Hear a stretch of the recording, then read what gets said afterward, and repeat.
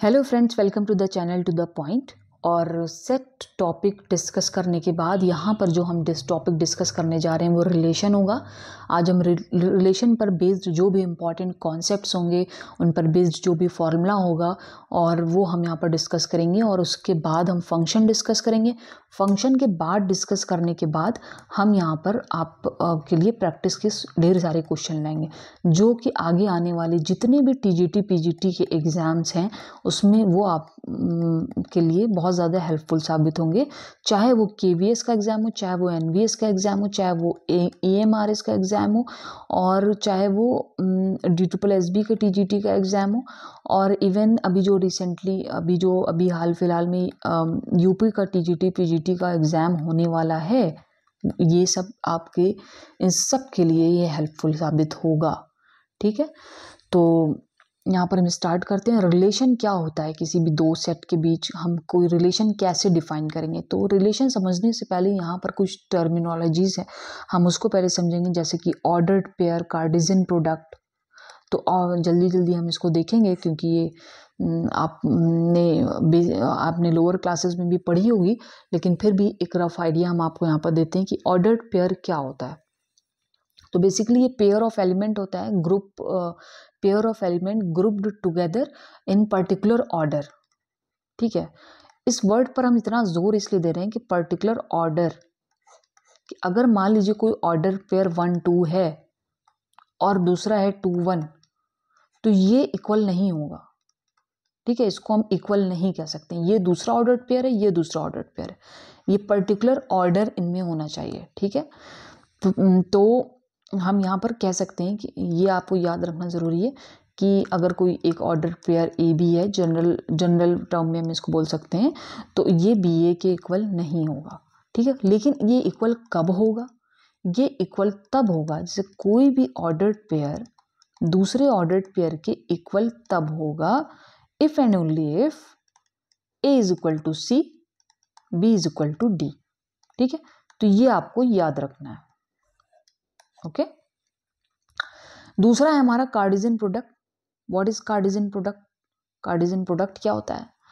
तो Cartesian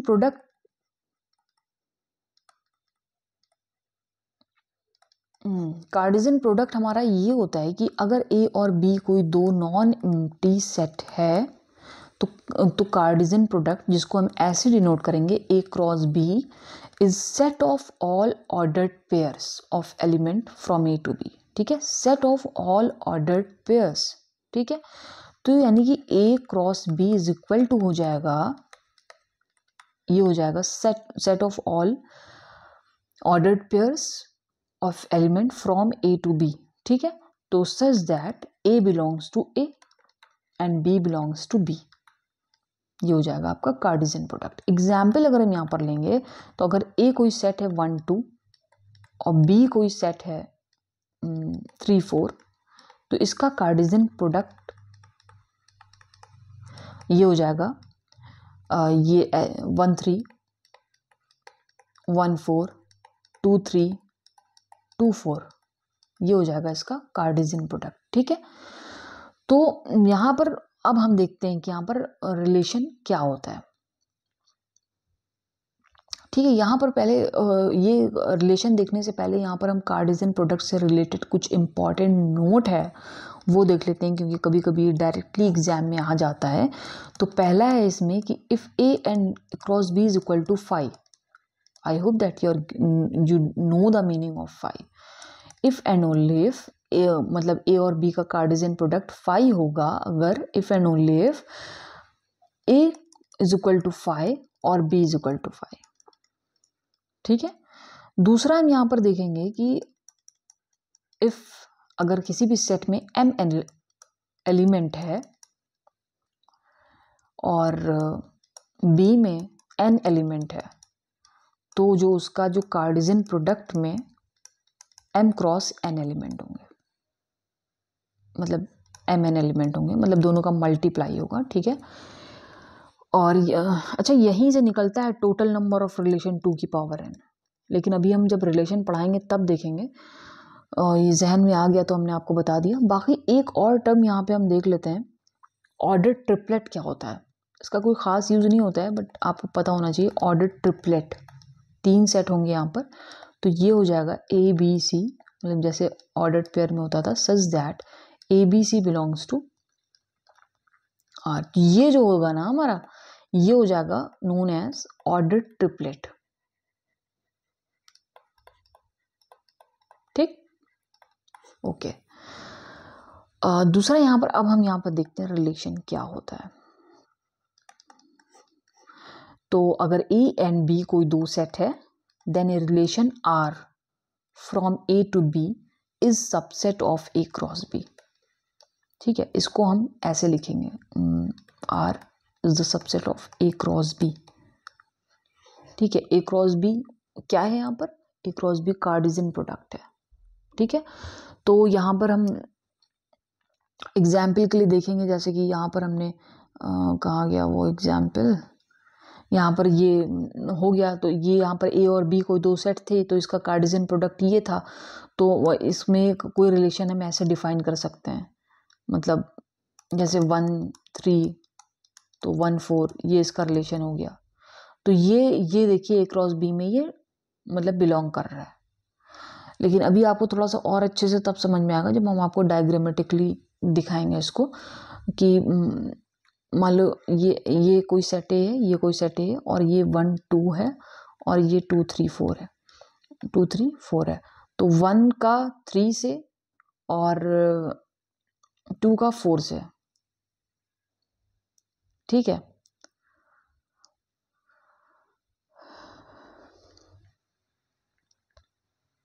to का 2 से, 2 का 3 से। ये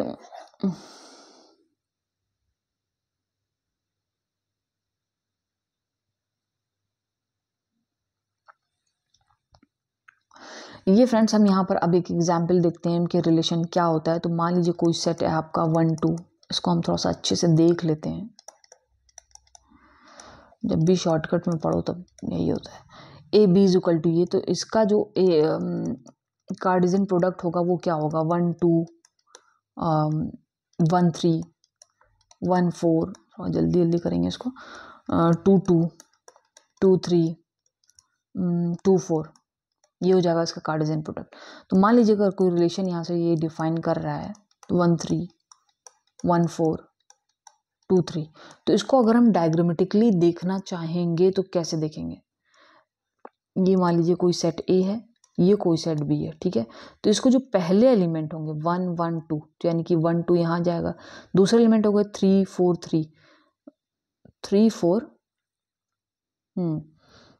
तो ये हो जाएगा 3 4। ठीक है, तो 1 का किससे? 1 का 3 से। 1 का किससे? 1 का 4 से।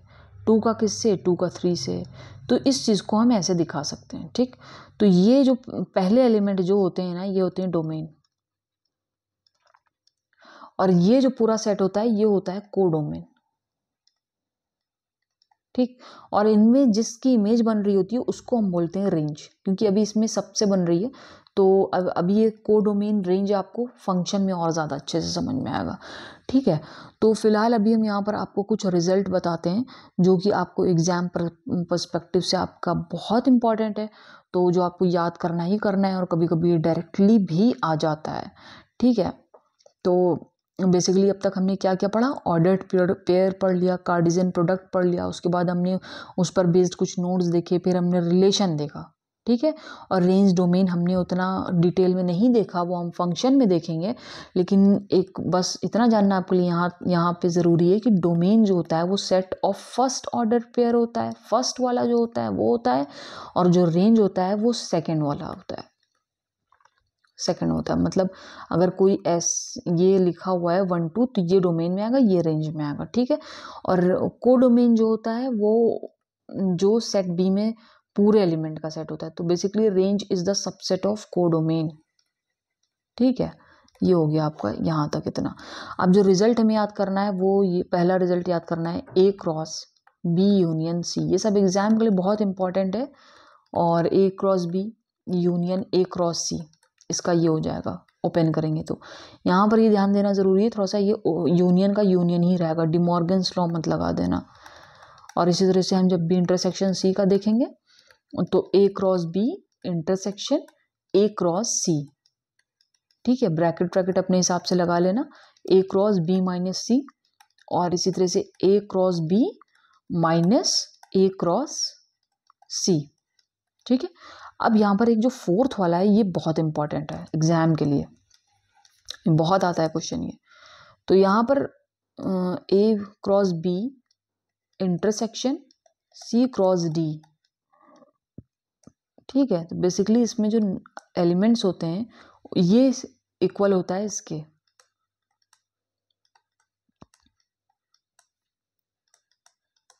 ये तो इसमें ए बी सी डी की जगह सेम रहेगी, बस क्रॉस की जगह इंटरसेक्शन आ जाएगा, इंटरसेक्शन की जगह क्रॉस आ जाएगा। तो इस पर जब हम क्वेश्चंस करेंगे ना तो इस पर बेस्ड क्वेश्चंस बहुत आए हुए हैं, ठीक है। तो ये हमने रिजल्ट्स देख लिया। अब हम यहाँ पर देखेंगे कुछ फॉर्मूले झटाझट, जैसे कि हमने टोटल नंबर ऑफ रिलेशन आपको पहले भी बताया था, हम फिर बता रहे हैं यहाँ पर टोटल नंबर ऑफ रिलेशन क्या होता है 2 की पावर mn, ठीक है। और टोटल नंबर ऑफ अगर हम कहें नॉन एम्प्टी रिलेशन क्या होता है, नॉन एम्प्टी रिलेशन तो वो होता है 2 की पावर mn माइनस 1, ठीक है। अगला हम यहाँ पर देख लेते हैं इसका टाइप्स, जो कि एग्जाम में बहुत आता है, बहुत बहुत इस पर बेस्ड क्वेश्चन है। तो टाइप्स हम पहले देख लेते हैं। सबसे पहला है रिफ्लेक्सिव,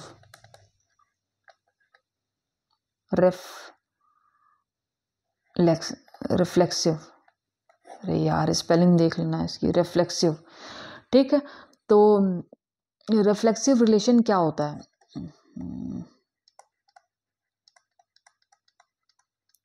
रिफ्लेक्सिव रिलेशन क्या होता है, यहां पर हम देखेंगे इसका, if A comma A belongs to R for all A belongs to set, अगर ऐसा सीन बन रहा है वहां पे तो वो रिफ्लेक्सिव रिलेशन हो जाएगा। एग्जाम्पल हम यहाँ पे देख लेंगे, अगर कोई सेट है विद एलिमेंट 1 2, ठीक है, और रिलेशन हम यहाँ पे डिफाइन कर रहे हैं 1 1 2 2, तो यहाँ पर हम इसका सेट ए उठाएंगे, मतलब ए बिलोंग्स टू सेट, तो यहाँ पर हम ए इज इक्वल टू 1 उठाएंगे तो क्या रिलेशन में 1 1 है, हाँ है। 2 उठाएंगे तो क्या 2 2 है, हाँ है। तो इसका मतलब ये रिफ्लेक्सिव होगा, ठीक है। दूसरा हम देखते हैं सिमेट्रिक रिलेशन क्या होता है, सिमेट्रिक का अगर हम देखेंगे, if A B belongs to R, B A belongs to R for all A B belongs to, जो भी सेट आपको दिया होगा तो वो सिमेट्रिक होगा। एग्जाम्पल हम देखेंगे कि मान लीजिए अगर कोई सेट ए है 1 2 3, ठीक है, और हम उसको रिलेशन अगर डिफाइन करते हैं 1 1 2 2 3 2 1 2 2 1, यार तो कुछ ज़्यादा ही बड़ा हो रहा है, सिंपल सा हम यहाँ पर ले लेते हैं 3 3 1 2 2 1, हाँ ये हो गया बस। तो यहाँ पर देखिए फ्रेंड्स कि इसके 1 एलिमेंट के लिए 1 1 है, 2 के लिए 2 2 है, 3 के लिए 3 3 है, तो ये सिमेट्रिक भी हो गया। अब हम देखते हैं क्या ये सिमेट्रिक है। तो यहाँ पर एक ऑर्डर्ड पेयर 1 2 दिया हुआ है, तो क्या 2 1 भी सेट इस रिलेशन में है, तो हाँ है 2 1 भी है, तो इसका मतलब ये सिमेट्रिक होगा। लेकिन अगर ये सेट से ये रिलेशन सिर्फ यहाँ तक होता तो ये सिमेट्रिक ना होता, क्योंकि 2 1 2 अगर तो 2 1 भी होना बनता है वहाँ पर, ठीक है। तीसरा हम देखेंगे यहाँ पर ट्रांजिटिव, जो थोड़ा सा कॉम्प्लिकेटेड होता है, लेकिन एक बार अगर आपने थोड़ा सा सीख लिया तो वो इजी हो जाएगा। यहाँ पर हम आपको साथ का साथ फॉर्मूला भी बता दें इसका, कि total number of symmetric relation, पहले रिफ्लेक्सिव का बता दे रहे हैं, हाँ, total number of reflexive relation, इस पर क्वेश्चन बहुत आता है। तो total number of reflexive relation होता है 2 की power n square minus n, इसको अच्छे से याद कर लेना, ठीक है। Total number of symmetric relation क्या होता है, total number of symmetric relation होता है 2 की power n square minus n by 2, ठीक है, total number of symmetric relation. Transitive relation अब हम देखते हैं यहाँ पर। ट्रांजिटिव रिलेशन को अगर हम डिफाइन करेंगे यहाँ पर, तो if A B belongs to R और B C belongs to R, then A C भी सेट में बिलोंग करना चाहिए। ठीक है, एग्जाम्पल हम यहाँ पर लेते हैं 1 2 3। हम अगर कोई सेट है हमारे पास, ठीक, तो उस पर हम एक रिलेशन डिफाइन करेंगे 1 1 2 2। ट्रांजिटिव दिखाना है ना हमें, तो 3 2 ले लेते हैं, 1 2 ले लेते हैं, 2 1 ले लेते हैं, और भी थोड़ा सा ले लेते हैं समझाने के लिए, 2 3 ले लेते हैं, 1 3 ले लेते हैं। ठीक है, तो यहाँ पर हमने पिक किया A B belongs to R है, तो यहाँ पर हम कोई ऑर्डर्ड पेयर पिक करते हैं। जैसे 1 2 हमने पिक कर लिया, ठीक है, 1 2 पिक किया, 1 2 बिलोंग्स टू आर, हाँ है। तो और 2 3 कोई और बी सी कोई चूज कर लेते हैं। मान लो 2 3 हमने चूज कर लिया 2 3 रिलेशन में। ठीक, तो क्या ए सी यानी कि इसका पहला और इसका आखिरी यानी कि 1 3, ठीक है, तो क्या 1 3 एलिमेंट भी रिलेशन में है? हाँ है। तो इसका मतलब और भी देख लेते हैं। अरे यार इसी पेज पे देखते हैं। 2 1 पिक करते हैं, 2 1 पिक किया, और क्या 1 1 1 1 पिक कर लेते हैं। तो इसका 2 इसका 1 2 1, हाँ 2 1 है, हाँ है। 2 3 देख लेते हैं, 2 3 पिक किया हमने, ठीक, 2 3 के बाद 3 2 पिक किया, तो इसका पहला इसका आखिरी 2 2 2 2 क्या सेट रिलेशन में है? हाँ है। तो इसका मतलब ये हो जाएगा आपका ट्रांजिटिव। ओके, आई होप कि I am able to clear your all doubts. अगर आपको कोई और भी डाउट है तो आप कमेंट सेक्शन में बता सकते हैं। मैं अब यहाँ पर हमने देख लिया रिफ्लेक्सिव, सिमेट्रिक, ट्रांजिटिव। लेकिन अगर कोई ये तीनों होगा कोई भी रिलेशन, तो उसको हम बोलेंगे इक्विवेलेंस रिलेशन। ठीक है, इक्विवेलेंस रिलेशन जो कि तीनों होगा RST। ठीक, दूसरा हम यहाँ पर देखते हैं थोड़ा सा एक एंटी सिमेट्रिक रिलेशन। क्या होता है एंटी सिमेट्रिक? सिमेट्रिक हमने पढ़ा था ना, ए बी है अगर तो बी ए भी होना चाहिए उसमें। तो बेसिकली अगर कोई ए और बी में हमको किसी में रिलेशन दिखाना है तो उसको मैथमेटिकली हम ऐसे दिखा सकते हैं। ठीक है, ऐसे, मतलब कि इन दोनों में रिलेशन है, उसको लिखने की कोई ज़रूरत नहीं है। तो अगर ए बी का कोई रिलेशन है और बी का तो उसका जो बी आर ए का भी रिलेशन होगा और ए और बी इक्वल होंगे।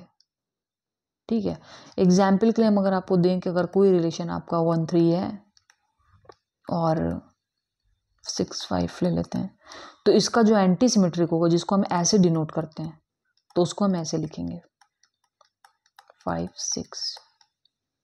ठीक, अब हम यहाँ पर एक लास्ट थोड़ा सा समझ लेते हैं कि कॉम्पोजिशन ऑफ रिलेशन क्या होता है। इसको हम यहाँ पर बस कॉन्सेप्ट देखेंगे, बाकी इसका जो एग्जाम्पल बेस्ड जब आप क्वेश्चन करेंगे ख़ास तौर पे जब प्रीवियस क्वेश्चन का, तब आपको समझ में आएगा। तो कॉम्पोजिशन ऑफ रिलेशन क्या होता है, जल्दी से इसको हम देखते हैं यहाँ पर, उसके बाद आपका रिलेशन का टॉपिक ख़त्म। तो यहाँ पर हम देखते हैं कि अगर इसको हम डायग्रामेटिकली देखते हैं, ये है, तो ये अगर मान लीजिए कोई सेट ए है, ये बी है, ये सी है, और इसके बीच रिलेशन आर है, इसके बीच रिलेशन ये एस है, तो ये इनके बीच जो रिलेशन होगा वो हो जाएगा आर ऑफ एस, और जो इधर से होगा वो हो जाएगा एस ऑफ आर। बेसिकली आपने एफ जी करके कुछ पढ़ा होगा एग्जाम, मतलब अपने स्कूल वगैरह में। तो अगर हम यहाँ पर देखते हैं एफ जी ले लेते हैं, वो ज़्यादा फैमिलियर आपको होगा। तो एफ ऑफ जी ये हो जाएगा, और ये हो जाएगा जी टू एफ, मतलब ये जी ओ एफ। तो एफ ओ जी और जी ओ एफ, यहाँ पर ये हम लिख देते हैं एफ ओ जी और जी ओ एफ। इसको हम पढ़ते हैं ऐसे जी ऑफ एफ और एफ ऑफ जी।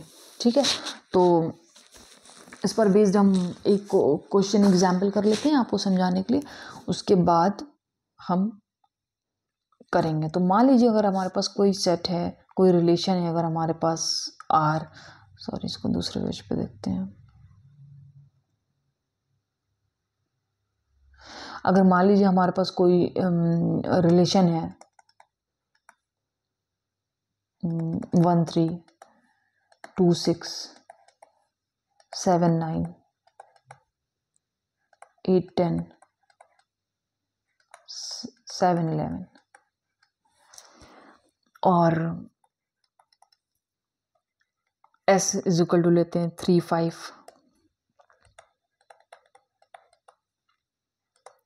8, 12, 7, 7। तो इसका अगर आपको फाइंड करना है ROS SOR, ठीक है, तो यहाँ पर हम जो ROS इसका जो मतलब होगा, ROS का क्या मतलब होगा, ROS का मतलब होगा S2R जाना है हमें, ठीक है, S2R, ठीक। तो S2R हम जाएंगे तो S का हम एलिमेंट को पिक करेंगे, ऑर्डर्ड पेयर पिक करेंगे 3, 5, तो यहाँ पे 5 से कुछ स्टार्ट हो रहा है, नहीं 9 to 10 नहीं हो रहा है, 8 to 12 नहीं हो रहा है, 7 to 7, तो हाँ यहाँ पर 7 से स्टार्ट हो रहा है, तो इसका यानी कि ये हो जाएगा SOR 7, 9, ROS यानी कि ये हो जाएगा 7, 9, और इसका मतलब होगा S2R। इसी तरह से हम SOR देखेंगे तो इसका जो मतलब होगा वो होगा इसका R2S, ऐसे जाता है ये R2S। तो हम पिक करेंगे यहाँ से 1, 3, 3, 5, हाँ तो यहाँ पर है, और यहाँ पे 1, 3 है तो 3, 5 है, तो इसका हो जाएगा एक 1, 5 एक ऑर्डर पेयर हो जाएगा। दूसरा 2, 6, 6 से कोई स्टार्ट है, नहीं 7, 9, 9 से कोई स्टार्ट है, हाँ ये वाला है, तो 7, 10 ये हो जाएगा। बाकी 8 से 10, 8 to 10, तो 10 से कोई है नहीं, 7, 11, 11 से कोई है तो नहीं, तो यानी कि ये हो जाएगा इसका SOR। तो फ्रेंड्स यहाँ पर हम थोड़ा सा आपको यहाँ पर थोड़ा सा फंक्शन वाला यहाँ पर मिक्स हो गया है, तो यहाँ पर इस पर कंफ्यूज होने की ज़रूरत नहीं है। यहाँ पर हम इसको एक बार और आप ये FOG वाला ये थोड़ा सा फंक्शन का भी कॉन्सेप्ट हमने इसी में मिक्स कर दिया। बेसिकली इसका मतलब बस यही इतना आपको समझना है कि किसी भी रिलेशन का जो रिलेशन का कॉम्पोजिशन की बात करनी है हमें, ना कि फंक्शन के रिलेशन की, ना कि कॉम्पोजिशन ऑफ फंक्शन की बात करनी है हमें, ठीक है। उसमें थोड़ा सा मिक्स हो गया, हम यहाँ पर थोड़ा सा आपको डाउट क्लियर कर दे रहे हैं, आपको ज़रूर यहाँ पर कुछ कन्फ्यूज़न हो गया होगा। तो यहाँ पर बेसिकली इनका ये R है, अगर इनका S है, तो यहाँ से हम ROS हो जाएगा और इधर से हो जाएगा SOR। तो बाकी ये क्या है, R2S कैसे जाना है, R2S कैसे जाना है, वो हम आपको एक्सप्लेन कर चुके हैं। ओके फ्रेंड, तो आज के लिए इतना ही। हमने रिलेशन का जो भी कॉन्सेप्ट था, बेसिक कॉन्सेप्ट्स, फार्मूला, वो हमने आपको एक्सप्लेन कर दिया है, और आई होप कि आपने इस वीडियो से काफ़ी कुछ सीखा होगा। हमारा जो अगला टॉपिक होगा वो होगा बेसिक कॉन्सेप्ट्स, फार्मूले ऑफ फंक्शन। तो थैंक यू सो मच।